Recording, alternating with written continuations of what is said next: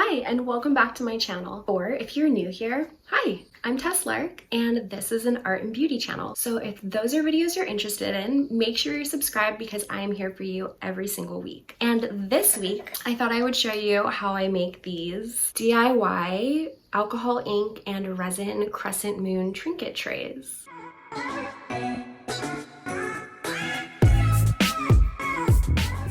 So I had made this pattern, this sort of Petri dish technique in some coasters, and you guys seem to really like that video, which I will go ahead and link down below or up here at some point. Yeah, so I thought that I would go ahead and take that design and do it on a bigger format. So I thought it would be really fun to try it in a crescent trinket tray. If you do find this video to be helpful or informative, or you just like the video in general, please don't forget to give it a like. It helps out my channel a lot, and it also lets me know that I'm making content that you want to see for me. And while you're at it, make sure to subscribe because I'm here for you every single week. And if you like this video, there are plenty more videos where that comes from. I also have these available in my Etsy shop, which I will link down below. It is fragilebeings.com, and you can find all of my work, jewelry, paintings, resin art, everything's there. So check it out and let me know what you think. And let's just hop right into this video. So for this project, I'll be using this nice big silicone measuring cup to mix my resin. I like the silicone because I can reuse it. I also have this silicone mold and I will link all of my tools below, so if anyone's interested you can check them all out there. I'm also using Pinata Colors alcohol inks in brass, and you just need to shake that up before use. Also using their black, and I will be adding white to that as well, and the white also needs to be shaken up before use. And I'll also be using my Naked Fusion artist resin. It's a casting and coating 2-part epoxy resin. So first of all, I'm just going to go ahead and measure out how much resin I need, and I'm actually experimenting doing some things, so I'm going to go ahead and measure out more than I need.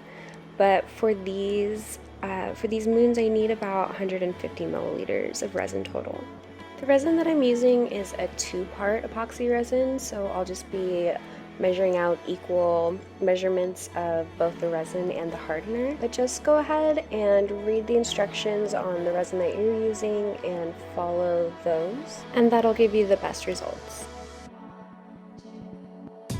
And then I'm just using a popsicle stick to mix my resin around, and when I mix my resin, I try to do a really good job of scraping the sides of the container and also the bottom, just to make sure that everything is thoroughly incorporated. I also try to mix somewhat slowly and with intention to minimize the amount of air bubbles that get put into the resin during the mixing process, and that will just give you a clearer result at the end. And as always, Poe is saying hi if you can hear her. And then you want to just go ahead and continue to mix your resin until there are no striations left and the resin looks clear to you. After I've fully mixed my resin, I like to let it sit for a few minutes just to let some of the air bubbles travel up to the surface, and then I can use my heat gun and pop some of those bubbles out. And now comes the fun part. And I'm so sorry for the tripod leg in this shot. I had a feeling that it was in there, but the angle of my phone, I couldn't really tell. Forgive me. Anyway, so I'm just gonna go ahead and slowly start pouring my resin into the mold. Hey, sweetheart. And I find that doing this kind of up high in a small stream also helps to pop some of those bubbles on the way in. And I'm not going to fill my mold up completely. I'll leave a little bit of space because I do like to layer in quite a bit of pigment, and I've had some spillovers and I want to avoid that. And one more time with my heat gun just to pop any of those surface bubbles. Bubbles are pretty much the bane of my existence, and if you work with resin you probably feel the same way. But the heat gun really does help. It's definitely transformed my work, and I highly recommend grabbing one. And with these, I like to start with a little base layer of white and then pretty much immediately go in with the brass. I find that when I put the brass in later, I don't get as much of it in the end result. So I like to kind of start layering that in pretty quickly, and After that, I just layer the colors on top of each other and try to get some cool patterns and effects.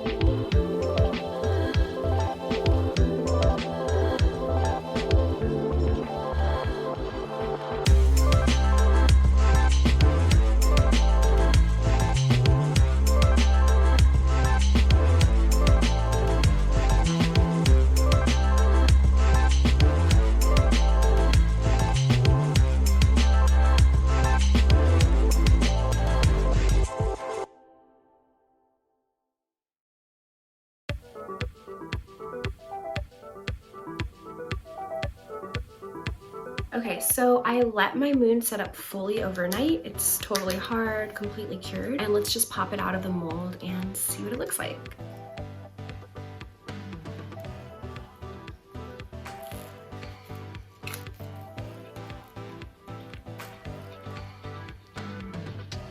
As you can see too, there's some pink left over on the mold, but none of that color transferred to the new piece, which is really nice.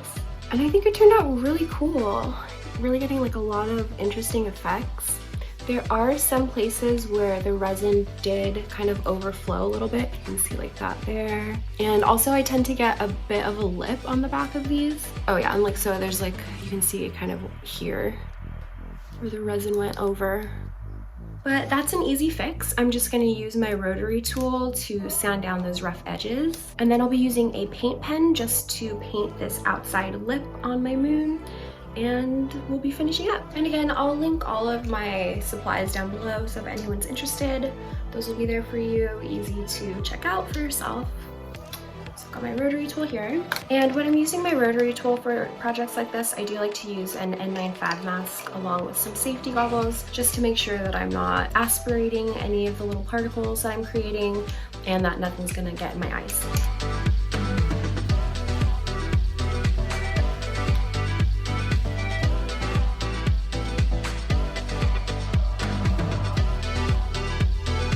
And after that, I'll go in with a nail file just because it's a finer grain, so I can kind of smooth it out so it's a little softer and there's no snacky little edges.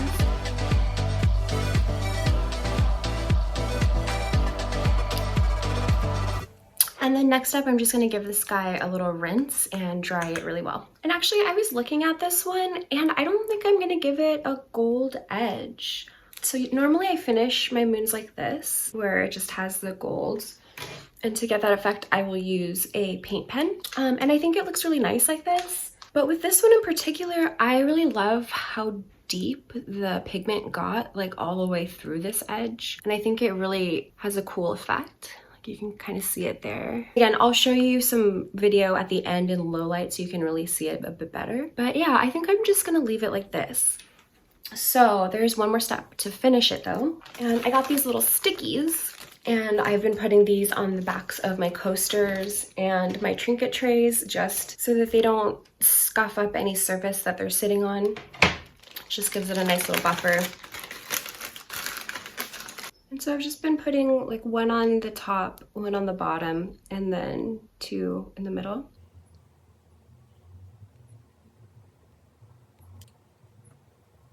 Right, just like that. So that's it from me for this week, you guys. If you've made it all the way to the video, thank you very much. I really appreciate it. And I hope you enjoyed this video. I know I had a lot of fun making it. If you did, please don't forget to give me a like and also subscribe so we can hang out every single week. And I will see you next time. Bye.